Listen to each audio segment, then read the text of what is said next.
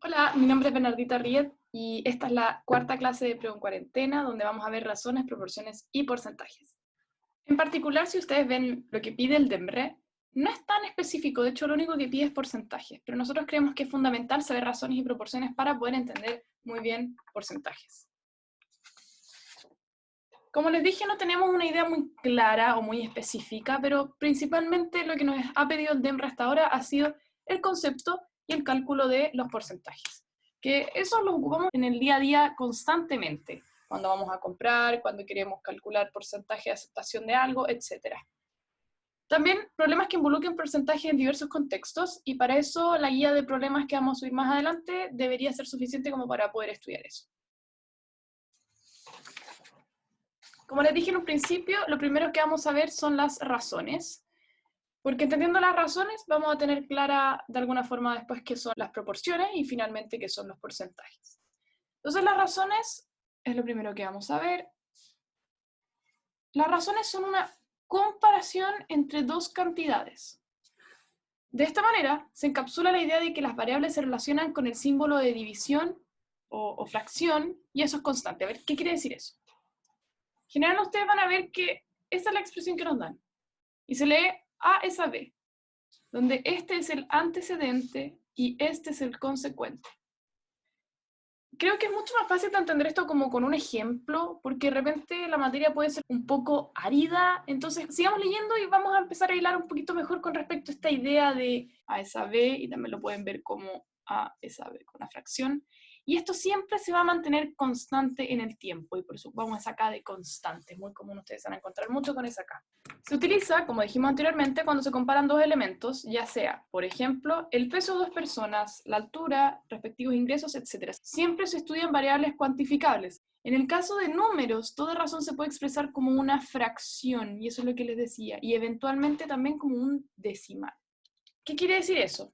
Como yo tengo A es a B, nosotros sabemos que si B es distinto de 0, se va a cumplir, que esto lo puedo escribir como fracción, y si yo divido esto me va a dar un número decimal, ¿no?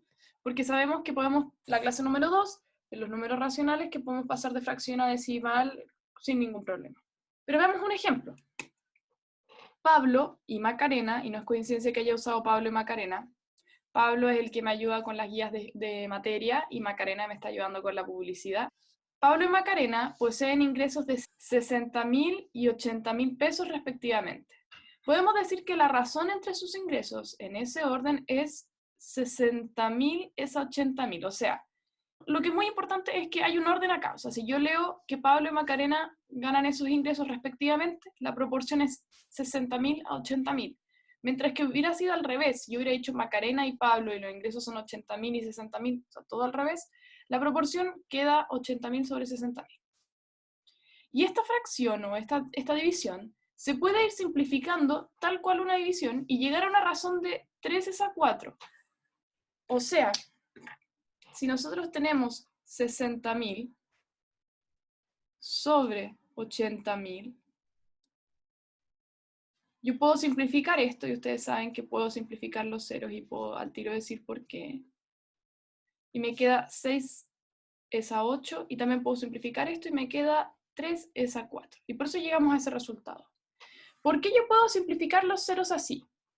Porque yo puedo escribir 60.000 y 80.000 como 6 por 10.000 dividido en 8 por 10.000. Y en vez de, es evitar la formalidad por un tema de tiempo, y uno puede simplificar esto y me queda, como les dije, 6 sobre 8. Entonces notamos que la razón al ser 3 es a 4 implica que por cada 3 pesos que gana Pablo, Macarena va a ganar 4. Esa es la constante de la proporción. Uno podría calcular esa división. De hecho, esa división nos da 3 es a 4, entonces tiene que ser 0,75, porque 3 cuartos, 6 octavos es igual a 3 cuartos, y eso es igual a 0,75.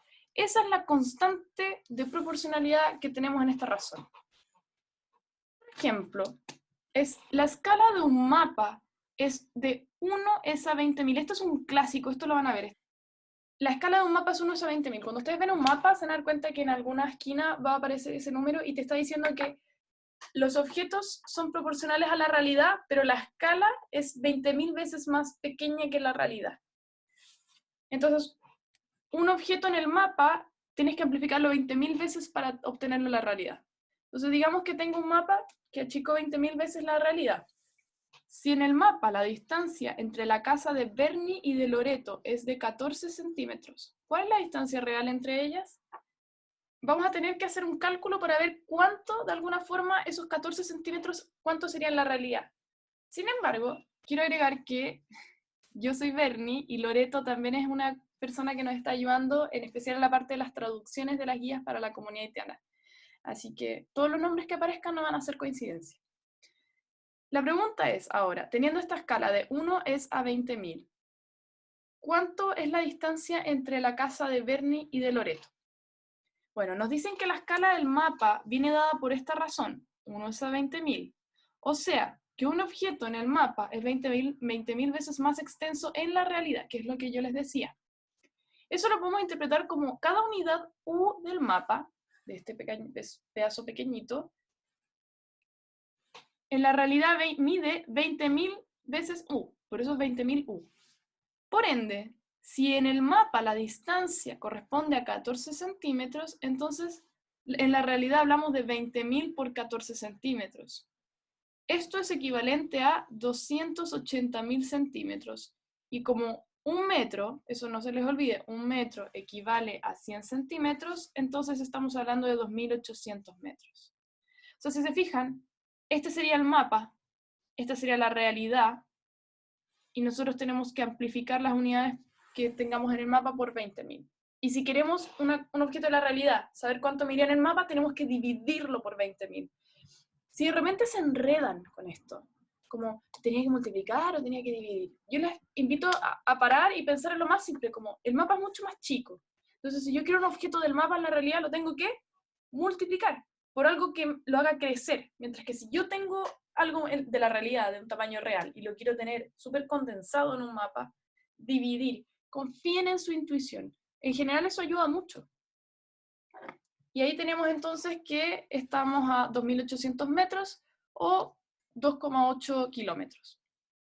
Y les dejo un desafío que también es un clásico, esto es un clásico, que es al dividir una cuerda de 54 metros de longitud en dos trozos que están en la razón 2:7, ¿cuál será la diferencia entre ellos? Y esta quiero aprovechar de hacerla. Tenemos la cuerda y sabemos que esto mide en total 54 metros. Es una cuerda larguita. Y nos dicen que están divididas en la razón 2:7.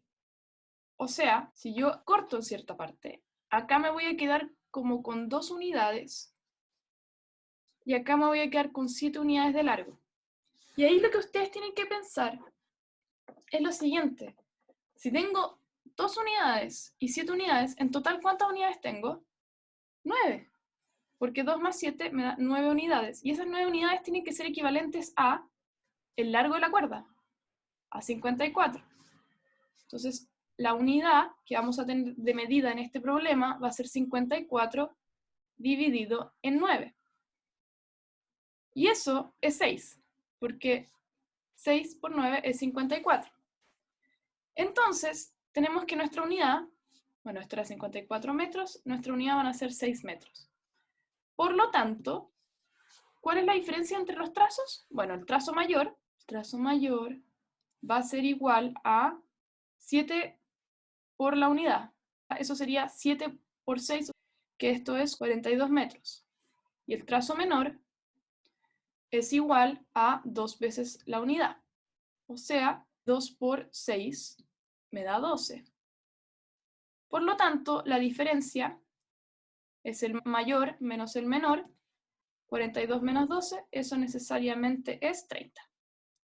Una forma más rápida de hacer este problema es haber pensado al tiro antes de calcular cada uno de estos valores. De repente no es necesario calcular los valores. Y eso es como algo que me gustaría decirles. Yo podría haber calculado directamente la diferencia. 7 unidades menos 2 unidades son 5 unidades. Entonces simplemente podría haber dicho 5 por unidades, 5 por 6 me da 30 metros. Una vez que tenemos claras las razones, podemos pensar en las series de razones, que son relacionar más de una variable con las razones. O sea, puede que aparezca una tercera o más relaciones de equivalencia de razones, lo que se conoce como serie de razones. Un ejemplo puede ser que nos ponga la relación A es a B es a C. Es como 2 divisiones seguidas o más. Y acá hay un clásico ejemplo. Hay 100 bolitas de colores en una caja. Estas pueden ser azules, rojas o verdes. La razón entre las azules, las rojas y las verdes es 2 es a 3 es a 5, respectivamente. O sea, por cada 2 azules hay 3 rojas y 5 verdes. La pregunta es, ¿cuántas bolitas azules hay en la caja?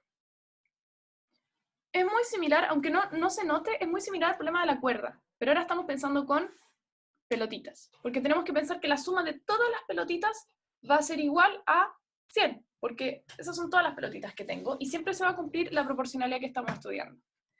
Entonces, la razón 2 es a 3 es a 5 quiere decir que por cada 2 bolitas azules hay 3 bolitas rojas y 5 verdes, que es lo que yo les acabo de decir. Entonces, la razón 2 es a 3 es a 5 nos implica esta proporcionalidad, esta razón. Luego, para resolver el problema, decimos que la cantidad de bolitas azules es 2K.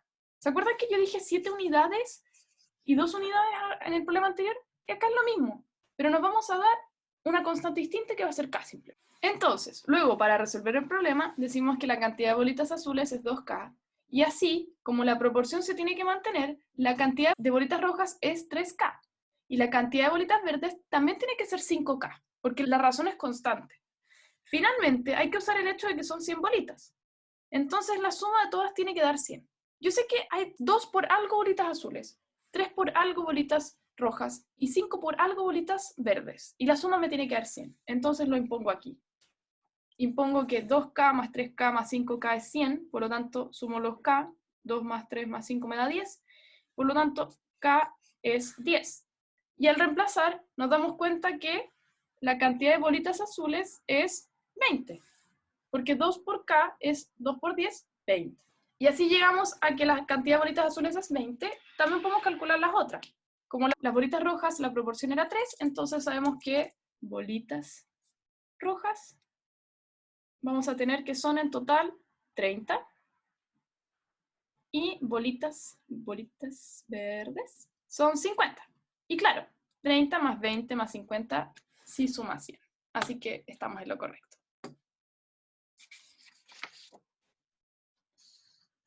Lo que continúa son las proporciones. Las proporciones son simplemente comparar razones. Entonces, ¿qué tenemos aquí? Tenemos que cuando dos razones son equivalentes entre sí, y la palabra equivalente aquí no es coincidencia, lo llamamos proporción. Equivalente tiene que ver con el igual.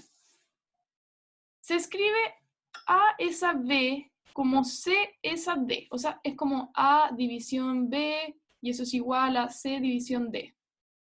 Y como lo leí antes, es A es a B como C es a D. Y una forma equivalente de encontrar esta proporción es esto. O sea, ¿qué quiere decir esto?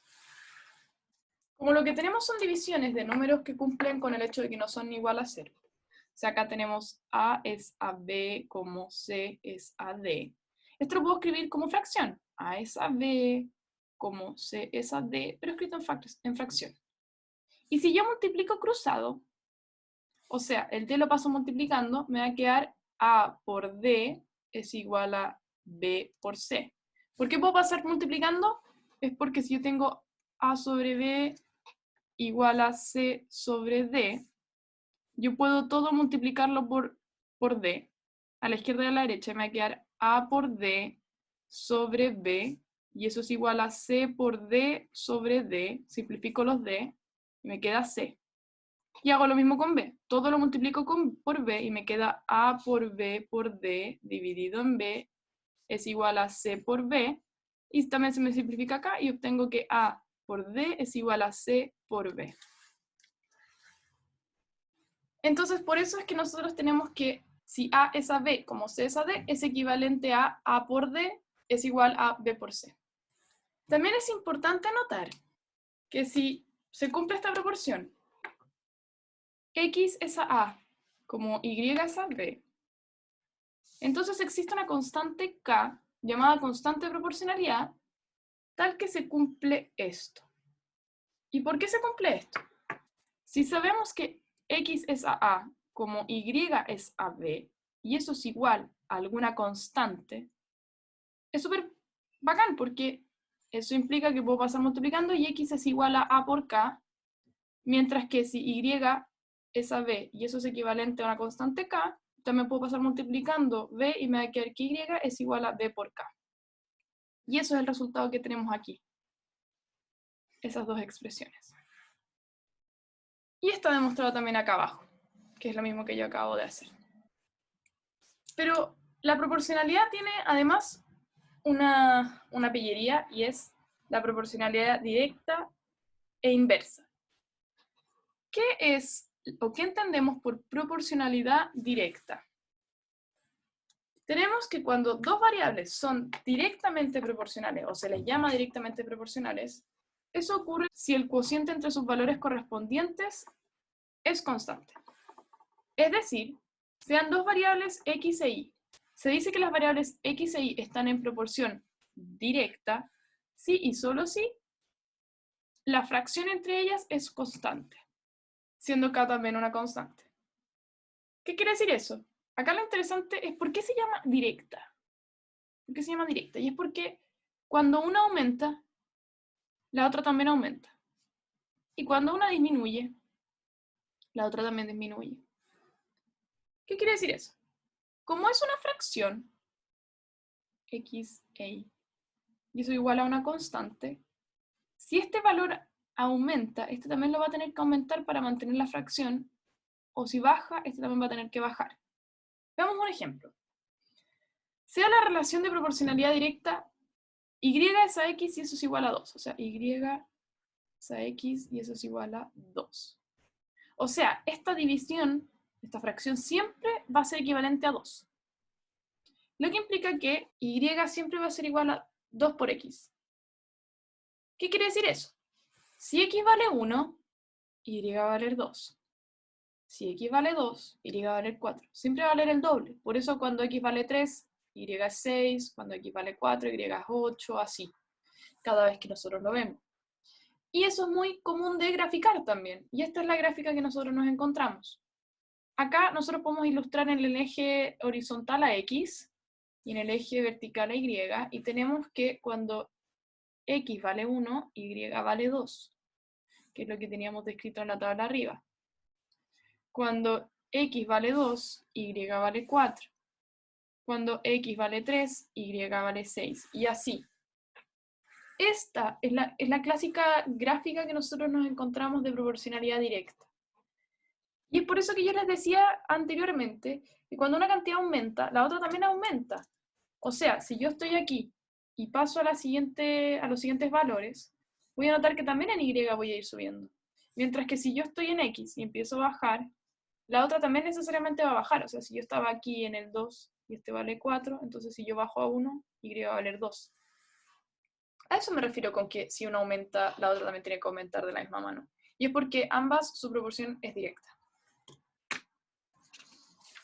¿A qué nos referiremos entonces con proporcionalidad inversa? Nos vamos a referir a el caso donde la multiplicación de dos variables es siempre constante, como se ve aquí. ¿Qué significa eso? Que la variable x por la variable y siempre va a ser equivalente a un número real. Por ejemplo, vamos a tener el caso de que x por y es igual a 10.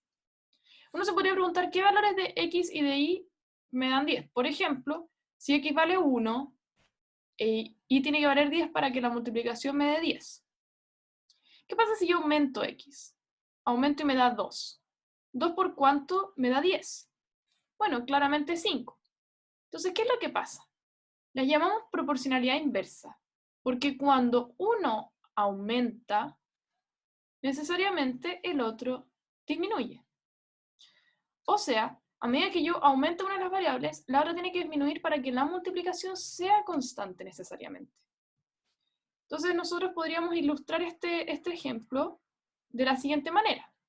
Yo podría pasar dividiendo la constante x, en este caso, y obtendría la siguiente relación, que y es igual a 10 dividido en x. O sea, cada vez que x tome cierto valor, y va a ser equivalente a 10 dividido por ese valor. O sea, si x vale 1, y va a ser 10. Pero si x vale 2, ya vimos que y tiene que ser 5. Y así podemos ir viendo que de alguna forma están directamente correlacionadas estas dos variables.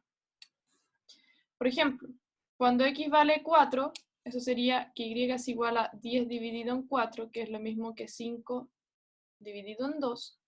Y si nosotros recordamos que 5 dividido en 2 es 2.5, nos damos cuenta que y vale ese valor. Por lo tanto, y vale 2.5. Y eso se ilustra en la tabla. Cuando x, que sería la variable que está en el eje horizontal, vale 1, y, que es la variable que está en el eje vertical, vale 10.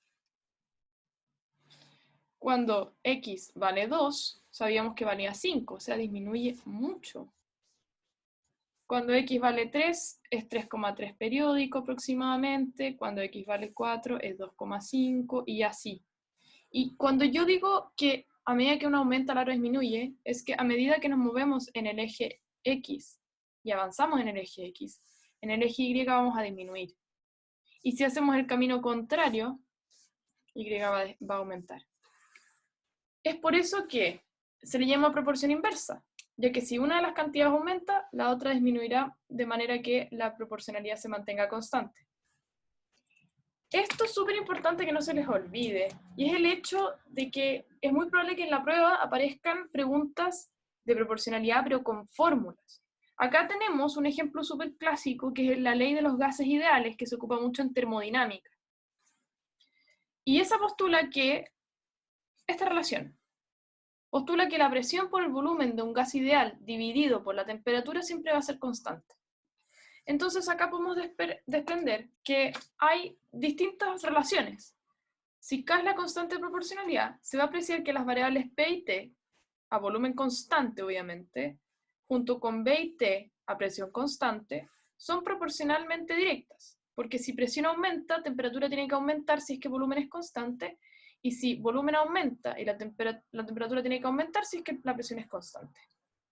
Sin embargo, presión y volumen a temperatura constante son inversamente proporcionales. Este es el tipo de problema que les van a aparecer, se los garantizo.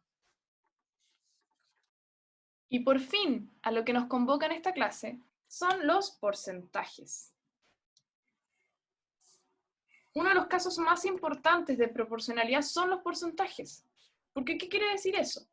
Vamos a considerar la razón siempre como 100. O sea, un porcentaje sobre 100 va a ser equivalente a x sobre un número. Y esto se ve bastante como extraño, pero creo que acá se va a entender. Por ejemplo, yo quiero el 40% de 450. O sea, yo quiero el porcentaje sobre 100, quiero 40. Y quiero saber a qué valor equivale eso con respecto al número 450. Y lo único que hay que hacer es pasar multiplicando el 450 y obtenemos que eso es equivalente a 180. Se aprecia entonces que esta fórmula es un poco engorrosa. Yo creo que la que está abajo es un poco más intuitiva, que es, si yo quiero calcular el porcentaje de un total A, basta aplicar que P sobre 100 y eso multiplicarlo por A. También he visto que la gente ocupa la regla de 3, como por ejemplo, yo quiero, no sé, calcular también el 40% de 450. Entonces yo digo que 40 es a 100 como algún valor es a 450. Y lo que uno hace es multiplicar cruzado y dividir por el que falta. O sea, x va a ser 40 por 450 y dividir por el que falta. Y eso es equivalente a la fórmula que tenemos aquí y también a esta. Porque va a ser el número que tenemos, que es 450, por P, que sería el porcentaje, 40 dividido en 100. ¿Y por qué los porcentajes son proporcionalidad? Es porque siempre vamos a tener que los valores de los números que estamos buscando va a ser equivalente al 40%, por ejemplo. Creo que esto es bastante conocido y por eso los invito a ocupar esta fórmula, o la que más se les acomode. general, una vez que ustedes usan una, les recomiendo probar. Y siempre, cuando lleguen a un resultado, cuestiónense si es efectivamente correcto o si tiene sentido lo que están viendo. Por ejemplo, si yo calculo el 40% 450, no me puede dar 500. Porque sí o sí tiene que ser menor que el 100%. Tiene que ser menor que 450. Entonces, ¿tiene sentido que sea 180? ¿Al ojo? Sí. Hay porcentajes notables, súper importantes que ustedes tienen que manejar. Y en lo personal, obviamente, el 1% es a lo que tienen que manejar. Y ese 1% saber escribirlo en fracción o en la proporción a lo que equivale. Porque tengo 1 de 100. En el caso del 5% también, eso es 1, o sea, es 5 de 100. Es como de cada 100 puntos, yo tengo 5, entonces eso es 5 sobre 100. Eso lo puedo simplificar. Y yo sé que 5 por cuánto me da 100, me da 20, entonces 1 sobre 20. Lo mismo con un décimo, que es un 10%. ¿Qué pasa, por ejemplo, con el 12,5%? A mí me interesa mucho este porcentaje, yo creo que este es uno de los más importantes. ¿Qué pasa cuando yo tengo que 1 es un 100%, un medio es un 50%, un cuarto es un 25%? ¿Qué es lo que continúa en este razonamiento lógico? Un octavo. Siempre voy dividiendo por 2. Y eso, 25 dividido en 2, es 12,5%. Por eso este resultado a mí me interesa, porque es un resultado no muy difícil de obtener y aparece bastante en las pruebas que yo he visto de selección universitaria. Entonces yo recomiendo mucho este porcentaje también. Obviamente saberse todos los números decimales que hay acá detrás, el 20% también, bueno, el 25%, ¿para qué más decir? Y yo creo que todos los demás son importantes. Por eso los invito a repasarlos más por su cuenta y ver cuáles les llaman más la atención. Pero como les dije, lo más importante es poder saber calcularlos. Otro caso típico de problemas que nos encontramos al trabajar con porcentajes es la composición de porcentajes. ¿Y qué quiere decir eso? Un caso típico involucrado en los porcentajes es cuando se tienen porcentajes de porcentajes. Una cadena de porcentajes, como y el tanto por ciento del tanto por ciento de tal valor. Para calcularlo, entonces aplicamos lo anterior que hemos visto. Veamos un ejemplo. Para calcular el 20% del 40% de 120, se calcula primero el 40% de 120. Uno tiene que ir como por capas. Entonces lo primero que voy a hacer es hacer esta parte, que es calcular el 40% del 120. Una vez que tengo ese valor, a ese valor le calculo el 120 y así obtengo el resultado final. Entonces, ¿cuánto es el 40% de 120? Recuerden que la fórmula era porcentaje sobre 100 por el número. O sea, en este caso, 40 sobre 100, lo simplifico y me queda 4 sobre 10, lo multiplico por 120, sería 4 por 12 y me da 48. Luego, lo mismo, el porcentaje dividido en 100 por el número que yo quiero estimar, y como quiero estimar el 20%, es 20 sobre 100 de 48, lo que me da 9,6. Y así, ese es el resultado que se puede obtener. Pero no es la única forma de obtenerlo. Notemos que esto puede ser escrito directamente como el porcentaje sobre 100 por el número. A ese resultado aplicarle el último porcentaje sobre 100 y así obteníamos el mismo resultado. Y lo que es súper interesante es que la multiplicación es asociativa. Entonces yo puedo de alguna forma reescribir los paréntesis e incluso sacarlos porque la multiplicación me permite hacer eso. E incluso por conmutación yo puedo cambiarlo. O sea, haberle calculado el 20% y luego el 40% es equivalente a calcularle el 40% y luego aplicarle el 20%. Veamos el último ejemplo que tenemos de esta guía.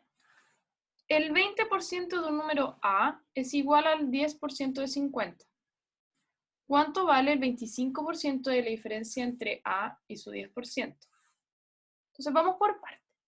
El número que queremos calcular al final va a ser R. La vamos a llamar R. Lo primero que nos dicen es que el 20% de un número A es igual al 10% de 50.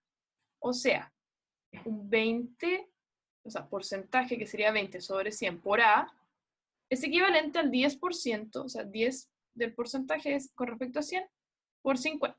Entonces tenemos esta relación. Si nosotros simplificamos, un 20% o 20 sobre 100 es un quinto, entonces un quinto de A, y acá tenemos que si simplificamos es un décimo, se me va con el 50, y me queda que un quinto de A es 5, por lo tanto A tiene que ser 25. Genial. Luego nos dicen, ¿cuánto vale el 25% de la diferencia entre A y su 10%? O sea, antes de calcular el 25%, calculamos la diferencia entre A y su 10%, que se puede ver aquí. O sea, A menos el 10% de A, y todo eso le aplico el porcentaje del 25%. Sin saltarnos ningún paso, lo que vamos a tener entonces es que R es equivalente a 25 sobre 100. Podemos notar que 25 por 4 me da 100, o sea, esto es un cuarto, por, y acá tenemos que esto se puede simplificar, o sea, A menos un décimo de A. Y notamos que el mínimo común múltiplo acá es como que ya tuviera un 1 dividiendo entre 1 y 10, tiene que ser 10. Entonces esto es equivalente a un cuarto de 10, y 1, ¿por cuánto lo multiplico para tener 10? Por 10. Entonces A también lo tengo que multiplicar por 10, lo que me da 10A menos A. Y eso es un cuarto de 9A sobre 10, lo que es equivalente a 9A sobre 40. Y finalmente, como sabemos que A vale 25, lo reemplazamos y nos queda 9 por 25 dividido en 40, lo que nos da 45 sobre 8. Y eso sería el último ejemplo. Como notarán, esta guía es un poco más cortita porque la verdad es que no es tanta materia como en las clases anteriores. Y una de las últimas cosas que me interesa ver es quién es la científica destacada de esta guía, y es nada más ni nada menos que Rosalind Franklin, una importantísima científica del siglo XX. ¿Quién fue Rosalind Franklin? Bueno, Rosalind Franklin fue una importante biofísica y cristalógrafa inglesa. Ella nació en Londres en la época de 1920. Ustedes van a notar que ella murió muy joven. Y ella nació en el seno de una familia judía. Y como siempre, las mujeres o las personas que nacieron en esas épocas les complicó mucho por el tema de la guerra mundial, de la Segunda Guerra Mundial. Ella fue una importante biofísica y cristalógrafa inglesa, creadora de imprescindibles contribuciones al entendimiento de la estructura del ADN, el carbón, los virus y el grafito. O sea, las personas que en general estudian biología o dan las pruebas de selección de ciencia van a recordar que se habla en algún momento de Rosalind Franklin. Se graduó de Cambridge en 1941, súper joven, tenía solamente 21 años. Llevó a cabo análisis fundamentales de microestructuras del carbón y el grafito, y esto fue clave para su doctorado en química física, que consiguió el año 1945. O sea, ya con 25 años tenía un doctorado en química física. Tras haber estado en Cambridge, estuvo 3 años en París, en el Laboratorio de Servicios Químicos de l'État, donde realizó estudios sobre la aplicación de técnicas de difracción de rayos X a sustancias amorfas. Llegado el año 1951, volvió a Inglaterra para trabajar como investigadora vinculada al laboratorio de John Randall en el King's College de Londres, que es una universidad súper conocida. Rosalind se relacionó con Maurice Wilkins, quien reveló sin su permiso sus fotos de difracción de rayos X del ADN a James Watson y Francis Crick. Y esto es como la parte más polémica de su vida, o una de las partes más polémicas, que ella pudo determinar la estructura del ADN con las imágenes que obtuvo, pero estos dos científicos las publicaron sin su consentimiento, y gracias a eso se ganaron el premio Nobel, porque las publicaron en la revista Nature, que es una revista súper conocida. Watson, Crick y Wilkins compartieron el premio Nobel de Fisiología y de Medicina en 1962 por haber determinado la estructura que tiene el ADN. A pesar de que Watson puntualizó que Rosalind Franklin debió haber sido galardonada también con el premio Nobel, junto con Wilkins no se lo dieron. Ella murió súper joven, y la razón por la cual murió es por el exceso de exposición a la radiación que estuvo por sus experimentos. Ella murió de cáncer de ovario en 1958, o sea, solamente vivió 38 años. Es muy probable que se hubiera seguido viviendo y se hubiera seguido con sus investigaciones, de más que la galardonaban con el premio Nobel. Hoy en día, por ejemplo, en física, solamente hay 3 mujeres que les han sido galardonadas con el premio Nobel de Física. Y claro, como les comentaba, lo más seguro que esta enfermedad haya afectado completamente o haya sido causada por las reiteradas exposiciones a la radiación que tuvo ella. Continuando su investigación, su compañero de equipo y posteriormente beneficiario Aaron Klug también ganó el premio Nobel de Química, y ahí tampoco a ella la galardonaron, en 1982. O sea, la historia de Rosalind Franklin ha sido una historia como bastante complicada, una historia bastante polémica, porque se sabe que ella tuvo varios aportes y no se le consideró como debería haber sido considerada. Por eso también nosotros la recordamos hoy, porque creemos que se merece reconocimiento, a pesar de que en su época no fue reconocida. Fueron las científicas más destacadas del siglo XXI y sin sus contribuciones no sabríamos lo que sabemos el día de hoy del ADN, ni del grafito, ni de los virus, ni del carbón. Espero que les haya servido y como siempre los invitamos a compartir nuestro material, a compartirlo en las redes sociales. Siempre vamos actualizando las guías. Puede que en algunos momentos hayamos lanzado versiones con pequeños errores, intentamos corregirlos lo antes posible, así que traten de ir actualizando las guías, descargándolas de la página, y siempre están actualizadas en la última versión. Así que nos vemos en la próxima clase y que tengan un muy buen fin de semana.